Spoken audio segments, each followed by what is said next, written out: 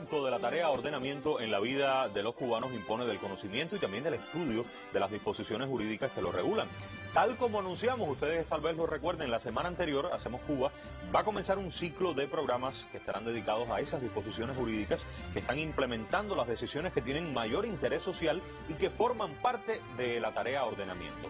Hoy y la próxima semana vamos a tener aquí a la viceministra primera de Justicia, Rosabel Gamón Verde, para referirse a esas normas jurídicas que tienen mayor jerarquía, pero también aquellas que inciden directamente en los servicios que brinda el Ministerio de Justicia. Pensemos en las notarías, en los registros públicos, entre otras instituciones. Acompáñenos, ya comenzamos. Buenas noches.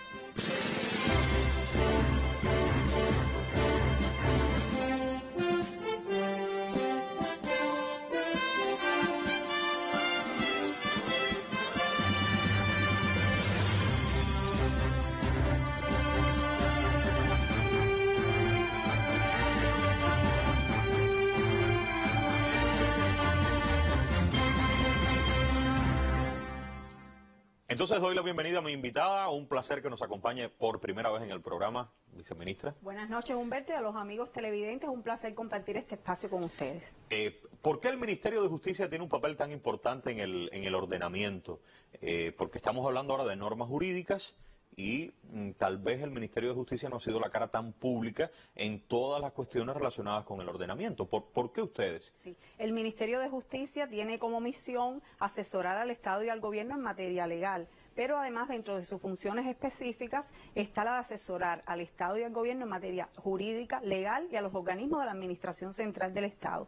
La tarea de ordenamiento, que tiene un sustento fundamentalmente en decisiones económicas, ha tenido un respaldo jurídico, es decir, todas las decisiones adoptadas han sido respaldadas en normas jurídicas, proceso que ha sido acompañado por el Ministerio de Justicia al resto de los organismos rectores en cuanto a la elaboración de estas disposiciones para que tengan la mayor calidad y en su publicación en la Gaceta Oficial de la República, que tenemos el orgullo de que pertenezca también al Ministerio de Justicia. Usted está diciendo entonces que el Ministerio de Justicia tiene un papel asesora al Estado en materia legal. Estoy pensando entonces en que usted sea la persona y usted busca un abogado para que le asesore, un notario que también cumple un rol asesor, y en este caso pensamos en el Estado, necesita asesoría legal y el Ministerio de Justicia cumple ese rol. Pero las decisiones de índole económico que tienen que ver con la tarea de ordenamiento, siento que tal vez en el conocimiento popular no esté la idea de disposiciones jurídicas, eso que usted estaba diciendo. Salimos a la calle y preguntamos, ¿usted conoce cuáles son las principales decisiones de la tarea de ordenamiento? Claro, uno conoce las que le impactan más directamente, pero ¿dónde puede encontrarlas? Usted sabe que entre la ley o entre disposiciones jurídicas y esas decisiones hay una tremenda relación. Salimos a la calle y preguntamos eso. Vamos a ver qué fue lo que nos respondieron. Adelante. Gracias. Como está cometido aquí todo el tiempo, no sé, no sabemos nada de eso. Yo eso sí no sé eso mismo. No me sabe decir. No. ¿Y cómo se informa usted con relación a ese tema? Porque yo lo veo en la televisión, pero no sé. Yo leo todos los días la prensa, El periódico. el periódico, y estoy al tanto de todo lo que acontece con relación a la pandemia y con relación a la tarea de ordenamiento. Yo trabajo en recursos humanos y realmente estoy bien empapada de eso, bueno, por mi trabajo. No me he documentado respecto a las normas jurídicas. Sí sé que ha existido cambios en todos los sentidos, pero no, respecto a las jurídicas no me he documentado. ¿Qué es lo que sucede? Que como son tantas medidas, uno un poco que se disloca. Es verdad que son muchas, son muchísimas medidas. Y lo que sí está claro, y es la primera idea, que las medidas no están dispersas de una manera anárquica, sino que están contenidas en disposiciones, y que esas disposiciones están en la Gaceta Oficial de la República. Claro, es verdad que son muchas, viceministra. ¿Pudiéramos englobar cuáles serían las más importantes, qué cantidad, dónde encontrar los contenidos para empezar a organizar un poco lo que efectivamente decía esta persona al final? Es que son muchas y a veces no se sabe por dónde empezar. Sí, ciertamente, como ya conoce nuestro pueblo, la tarea de ordenamiento es una tarea compleja, pero imprescindible para el perfeccionamiento de nuestra economía. Debemos decir que durante todo este tiempo de trabajo se elaboraron las normas jurídicas que le implementan. Decir también que desde el mismo instante en que nuestro presidente hizo el anuncio, el día 10 de diciembre, para la implementación de la tarea, en una intensa jornada, se publicaron 9 ediciones extraordinarias de la Gaceta Oficial, alrededor de más de 100 disposiciones jurídicas. ¿El mismo día que se anunció? El mismo día, de forma tal que de manera inmediata nuestra población tuvo acceso a través de la vía digital, el sitio nuestro de la Gaceta, de las disposiciones jurídicas que implementaron la tarea de ordenamiento. Vamos a ver cuáles son esas Sí, decisiones, cómo no. esas disposiciones, las más importantes.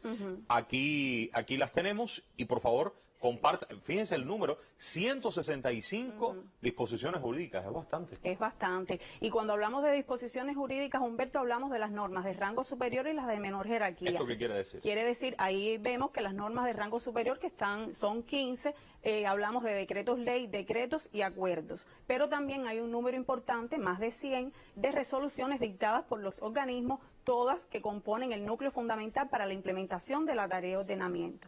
Esta primera parte del programa la estamos dedicando a que usted comprenda una idea sobre todo. Lo que está ocurriendo en el ordenamiento está reflejado en disposiciones jurídicas. No son, ya lo dije hace un instante, lo reitero, es un número grande, pero no son decisiones de forma desordenada, sino que existen 165 disposiciones de superior jerarquía, 15 decretos leyes, decretos, acuerdos y otras que pueden ser resoluciones conjuntas, instrucciones. El número es enorme. Nosotros vamos en la segunda parte del programa a poner algunos ejemplos de donde usted puede encontrar esas decisiones expresadas en disposiciones jurídicas que le impactan más directamente.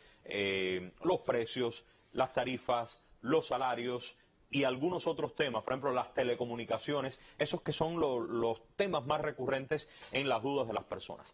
Ahora, pero si yo quisiera leer o encontrar lo más general o lo más importante del ordenamiento, ¿existe una de estas 165 que pueda ser la más importante, la que no puedo dejar de leer, o todas, tendría que leérmelas todas para tener la esencia del ordenamiento? No, como bien usted refiere, en la primera edición de la Gaceta, la número 68, en su edición extraordinaria, salieron publicadas las normas de rango superior. Y hay una muy importante, que es la que desencadena este proceso, que es el Decreto Ley 17, repito, del día 10, en que se implementa el proceso de ordenamiento monetario en nuestro país. Vamos a ver cuáles son las ideas principales entonces de ese decreto. Estamos hablando del Decreto Ley 17. Yo creo que esto es importante fijarlo. Es el que tiene las ideas fundamentales para comprender qué es el ordenamiento. Decreto Ley 17, año 2020. Aquí hemos explicado, usted lo podrá recordar, lo decimos una vez más, siempre que hablemos de decreto ley, es una disposición jurídica que aprueba el Consejo de Estado de la República de Cuba. Bueno, aquí están las 4 ideas fundamentales del ordenamiento, podemos reiterarlas, de esto se ha hablado mucho, cómo no. pero este es el sustento legal de las 4 tareas fundamentales que conforman el ordenamiento, viceministra. Sí, el decreto ley en su capítulo número 1, que son las generalidades, establece los 4 aspectos fundamentales de la tarea, que son estos que están referidos: la unificación monetaria y cambiaria, la corrección de precios relativos en el segmento de las personas jurídicas, la eliminación de subsidios excesivos y gratuidades indebidas, y la transformación en la distribución de los ingresos de la población en lo referido a salarios, pensiones y prestaciones de asistencia social. O sea que aquí están las 4 tareas, ustedes las ven, se dice rápido, pero cada una tiene un sinnúmero de cuestiones dentro que implican ordenar, poner en su lugar en este nuevo escenario bajo, tal como usted decía al inicio, bajo la égida de concepciones de índole económico, pero también, por supuesto, preservando las esencias de nuestro sistema social y político.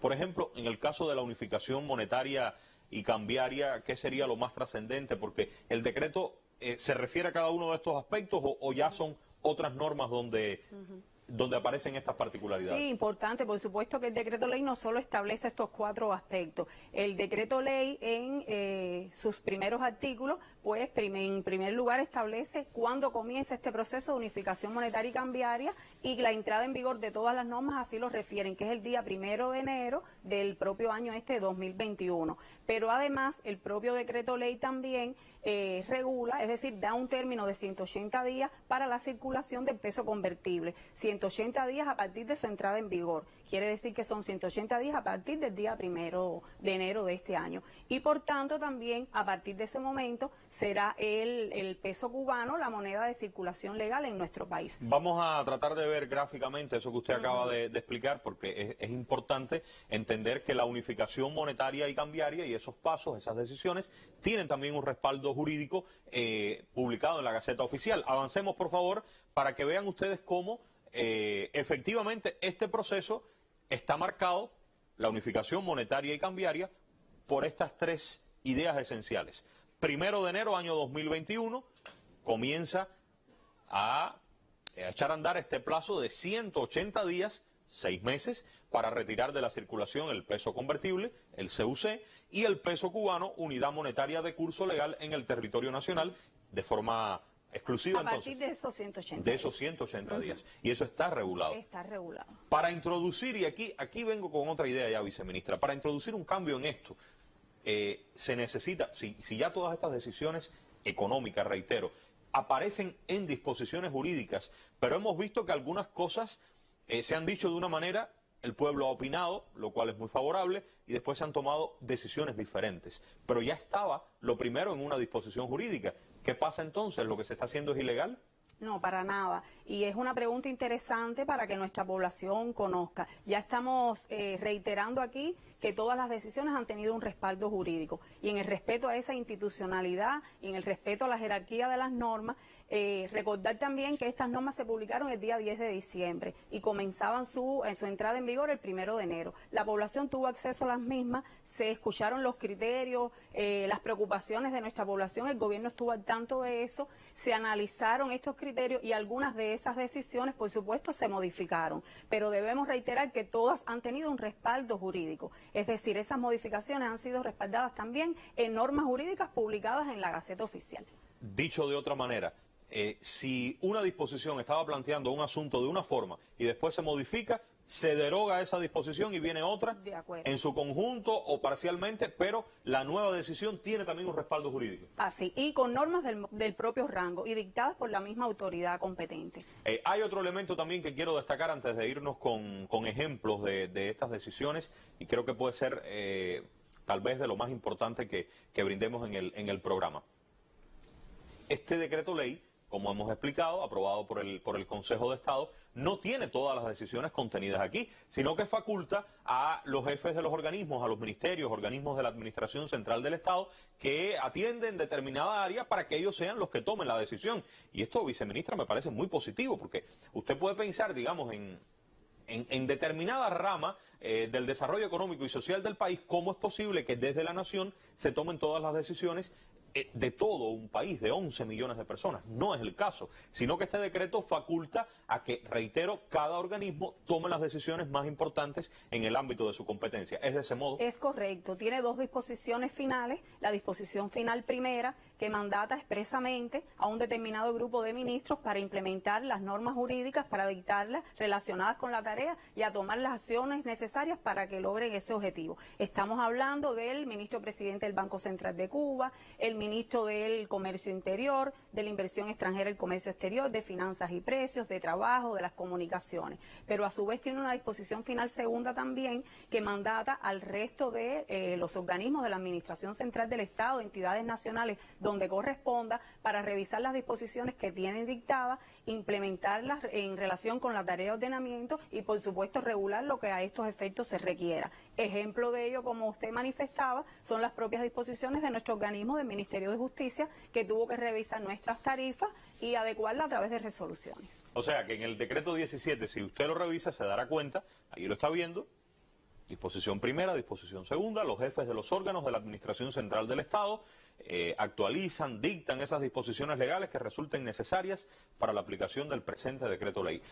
Lo voy a intentar traducir de otro modo. Las decisiones que tienen que ver con el área, digamos, donde usted trabaja, el sector al que usted pertenece, se han tomado por aquellos responsables de su sector, porque son los que conocen con profundidad. De forma desorganizada, no, a partir de estas reglas, que son generales y que sí rigen, viceministra, para todo el país y para todos los organismos. Vamos a dedicar el tiempo que queda a ejemplos concretamente.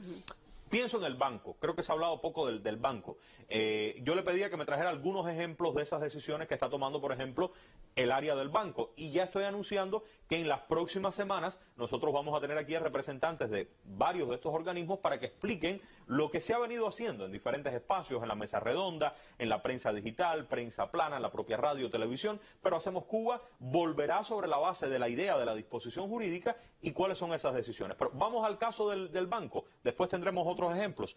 ¿Cuáles serían algunas de esas decisiones, viceministra, que ha tomado el Banco Central y que tienen que ver con su ámbito de competencia? Ya explicábamos al inicio que hay un grupo numeroso de resoluciones que implementan la tarea de ordenamiento dictada por los organismos rectores. En este caso el banco, por ejemplo, el tratamiento de las operaciones bancarias en pesos convertibles o en moneda extranjera en el nuevo escenario que se denominan y ejecutan en pesos cubanos, la facilidad para el sector empresarial con carácter transitorio tan conocido y que se ha hablado últimamente como el crédito puente, y algún otro ejemplo como el tratamiento de las cuentas bancarias abiertas en el territorio nacional en moneda extranjera por personas naturales cubanas y extranjeras. Eso es alguno de los ejemplos porque es un número grande de disposiciones.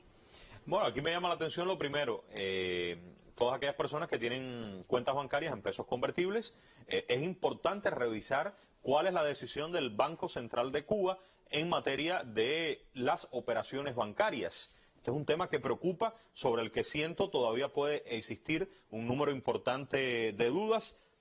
Y hay que volver, hay que volver. Este programa es solo un primer acercamiento al tema, ya vendrán los especialistas para específicamente referirse a ello. Estoy pensando en otros, viceministra, ministerios que tienen también decisiones importantes, por ejemplo, finanzas y precios. ¿Qué ejemplos pudiéramos citar en el caso del ordenamiento y las decisiones que tienen que ver con ellos?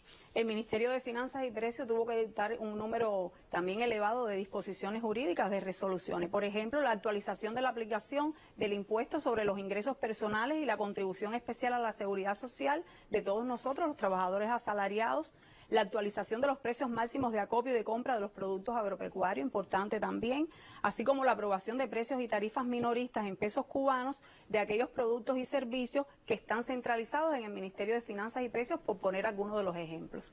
Aquí ya se vuelve muy interesante cuando usted escucha actualizar precios máximos de acopio y de compra de productos agropecuarios. Esto ya viene tocando de cerca a la población. Precios y tarifas minoristas en pesos cubanos de los productos y servicios que están centralizados en el Ministerio de Finanzas. Esto lleva una explicación mucho más en detalle. ¿Cuáles serían esos precios y tarifas que están centralizados en el Ministerio de Finanzas? Estamos hablando de precios que serán los mismos para todo el país, sí, no. ¿Qué precios van a ser diferentes en cada territorio?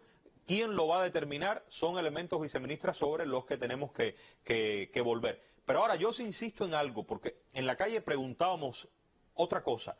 Se sabe que todo esto, que todo este ámbito de decisiones aparecen en normas jurídicas, por ahí comencé, y que todo eso usted lo puede encontrar en la Gaceta. Se entiende que es importante que busquemos la Gaceta para al menos tratar de leer y comprender, quizás no todo, pero tal vez una parte importante de las dudas se pueden evacuar en esa lectura. Preguntamos por la Gaceta, viceministra. Vamos a ver qué nos dijeron las personas en la calle. Adelante.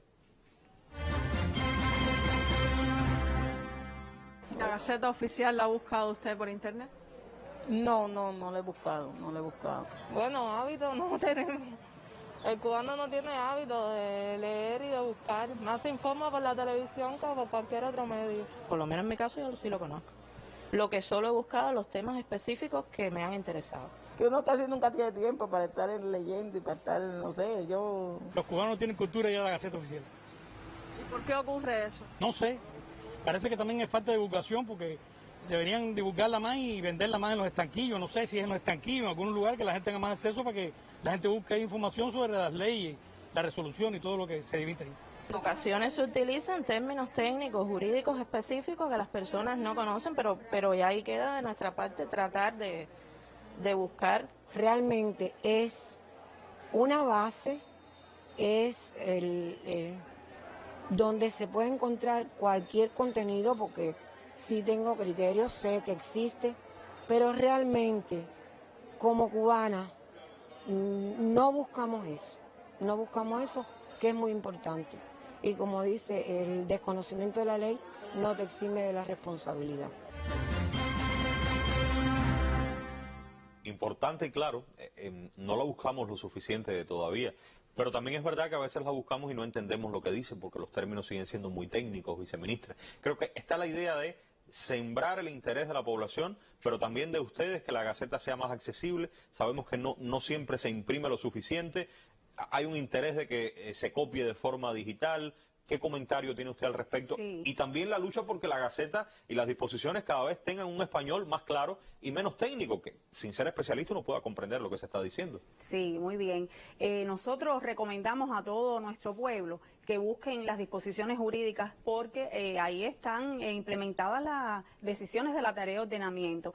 Ya comenté que se publicaron todas en la Gaceta Oficial. Están en todos los sitios web de los organismos emisores de normas. Pero además nosotros creamos las condiciones para que en todas las entidades del sector del Ministerio de Justicia donde se brinden servicios se pueda copiar de manera gratuita todas las disposiciones relacionadas con la tarea de ordenamiento. ¿En todas las entidades? En todas. Pero si voy a un registro civil, todas. ¿puedo Usted llevar va una con memoria? una memoria, un teléfono, porque tenemos las vías para ellos de manera gratuita, repito. Así que exhortamos a la población que acudan a todas nuestras instituciones para ello. ¿No se Y pondrán solo- bravos en la notaría? No puedo perder tiempo en copiarle eso a usted. Pero, Bueno, ¿deben hacerlo? Deben hacerlo y creemos que no deben ponerse bravos. Nuestros funcionarios, nuestros especialistas lo conocen y de hecho muchos ciudadanos han acudido a ello, incluso el propio la propia entidad de la Gaceta nuestra y de la editora. Y repito, no solo son las disposiciones del Ministerio de Justicia, sino las 165 Todas. normas jurídicas relacionadas con la tarea. Importante, vaya con su memoria mañana y trate de copiar las disposiciones 165 o quizás las que puedan resultar de mayor interés. Quiero seguir con los ejemplos ya en la recta final. ¿Cómo no? En el ámbito del trabajo, de la seguridad social, ¿me puede poner algunos ejemplos de cuáles son esas decisiones más importantes dentro de este ministerio y la tarea de ordenamiento? Importante y además de mucho impacto en la vida común, se determina el salario mínimo del país, por ejemplo, la escala y tarifas salariales de aplicación a todos los trabajadores, los sistemas salariales de las diferentes categorías ocupacionales, con el fin de implementar los incrementos aprobados y algo muy importante, la cuantía de la pensión mínima por edad e invalidez total del régimen general de seguridad social y de los regímenes especiales, por poner algunos ejemplos. Aquí hablamos, hicimos un programa casi inmediatamente después del anuncio del inicio del ordenamiento del salario. Muy complejo explicar lo de las tarifas, lo de aquella gran escala que Sí. tiene. Eso se las trae, ¿no? Entonces, mientras más lo expliquemos, mientras más tratemos de entender y de desentrañar ese lenguaje que puede ser complejo y que en definitiva tiene un propósito, y es que usted viva mejor y que usted con su salario pueda vivir y cumplir sus metas, sus sueños. Yo creo que de igual manera puede ocurrir con el caso de la pensión mínima, un tema también complejo sobre el que pido tal vez más adelante otros detalles que nos puedan permitir entender mejor las escalas, tarifas. Todo este tema del Ministerio de Trabajo y Seguridad Social es de mucho impacto para millones de cubanas y cubanas. En el caso, lo decía al inicio, viceministra, del Ministerio de las Comunicaciones, ETEXA, por ejemplo, ¿pudiera citarme Sí, por supuesto. algunos ejemplos? Hay un número también de resoluciones del Ministerio de las Comunicaciones, por ejemplo, estableciendo tarifas máximas que brinda la empresa de telecomunicaciones de Cuba, ETEXA, a las personas naturales en pesos cubanos para los servicios de transmisión de datos. Tarifa máxima significa que ahí está el límite. Ahí No, está no el puede límite, no sobrepasar puede. ese límite. Exactamente. Eso está establecido en la disposición jurídica. Exacto, y publicado en la Gaceta. Bien. Y tarifas máximas también en pesos cubanos del servicio celular móvil terrestre que se brinda a las personas naturales y jurídicas, estatales y no estatales. Atención, fíjese, tarifa máxima en pesos cubanos del servicio celular móvil terrestre para personas naturales y jurídicas, estatales y no estatales. Quiere decir que usted puede encontrar en esa disposición cuál es el tope máximo que tiene hoy, estamos hablando de ETEXA, ¿verdad? Sí. Para establecer las tarifas a telefonía, servicio de telefonía celular móvil terrestre en nuestro país. Para que esto cambie, tiene que venir una nueva disposición jurídica. Así es. Quiero terminar. Usted va a venir la semana que viene, ¿verdad? Y vamos a hablar de las notarías, de los registros. Existen dudas todavía, porque ustedes tienen muchos servicios. En algunas ocasiones esto se mantiene casi igual, solicitar un sello y con esto ya ahí está el pago. En otros casos sí han existido aumentos. Quiero preguntarle de eso y hacerlo la semana que viene. Pero quiero terminar con el decreto 24. Algunas personas me han escrito preguntando, que es lo que tiene que ver con las facultades para dictar precios y tarifas. Yo creo que este es un tema al que tenemos que dedicarle mucho tiempo, pero ahora solo para introducirlo. El hecho de que alguien pueda fijar un precio, de que una autoridad no pueda fijar el precio de determinado producto porque lo haga otro, esto puede resultar muy complejo. Yo le pregunto, en su opinión, aquí en este decreto 24, si lo leo, ¿puedo entender mejor cómo el país busca ordenar eso? Lo pueden entender perfectamente. Esta es una norma de rango superior publicada en la misma primera edición, la número 68 de la Gaceta, donde el Consejo de Ministros aprueba la nomenclatura de aquellos productos y servicios de especial impacto en la vida de la población, cuyos precios y tarifas se fijan o modifican por el propio Consejo de Ministros. También establece en su disposición especial segunda que los precios y tarifas de aquellos productos y servicios que no están relacionados en este anexo único se aprueban por el Ministerio de Finanzas, por el Ministro de Finanzas y Precios o quien en este delegue. De ahí que hay un grupo importante de resoluciones que establecen precios y tarifas dictadas por el Ministerio de Finanzas u otros organismos. Voy a hacer un ejercicio atrevido y voy a tratar de traducir lo que usted ha dicho, a ver si lo logro y usted me rectifica. Entiendo que el Consejo de Ministros tiene un grupo de productos y servicios que el propio Consejo de Ministros determina tienen especial importancia para la vida de la población y es el Consejo de Ministros para toda Cuba quien determina cuál es el precio de esos productos y servicios. Exacto, establece la nomenclatura en este decreto. Dice cuáles son. Exacto, y hay un acuerdo publicado en la propia Gaceta, un acuerdo del Consejo de Ministros como facultad autorizada, donde ya establece precios y tarifas de los productos de esta nomenclatura. De los que aprueba el Consejo de Ministros. Exactamente. Pero esos son solo un grupo, es solo un grupo. Ahora, los que no están ahí, en este decreto 24 se establece que el ministro de Finanzas y Precios tiene entonces la facultad de establecer esos precios, pero que también tiene la facultad de delegarlo en otra autoridad. Y aquí es donde se abre esto a los territorios, ¿verdad? Muy bien. Hay que regresar, claro, porque hay que volver y hablar de cuáles son esos productos y servicios que están regulados por el Consejo de Ministros.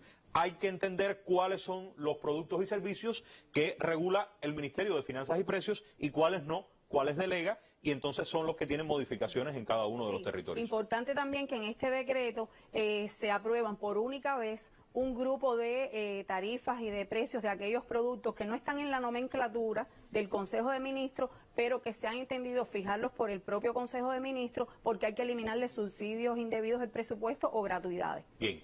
Entonces, vamos a terminar por ahora. Regresamos la próxima semana. Ya saben ustedes, estará con nosotros la propia viceministra primera de Justicia, notarías, registros civiles y otros servicios de alto impacto social que tienen que ver con ellos, con el Ministerio de Justicia dentro de la tarea de ordenamiento. Aunque por ahora es todo, muy pronto regresaremos.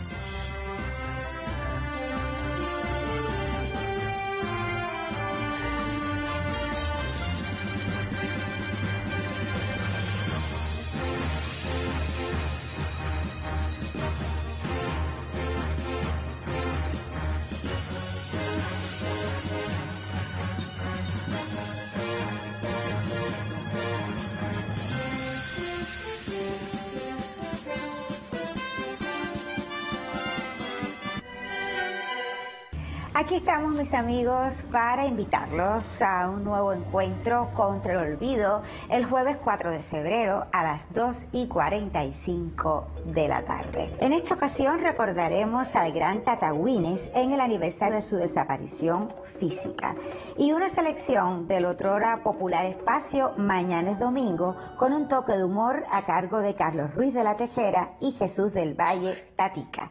El aporte musical del virtuoso trompetista El Greco y clásicos de nuestra cancionística en la voz de Omar Aportuondo. Nos vemos.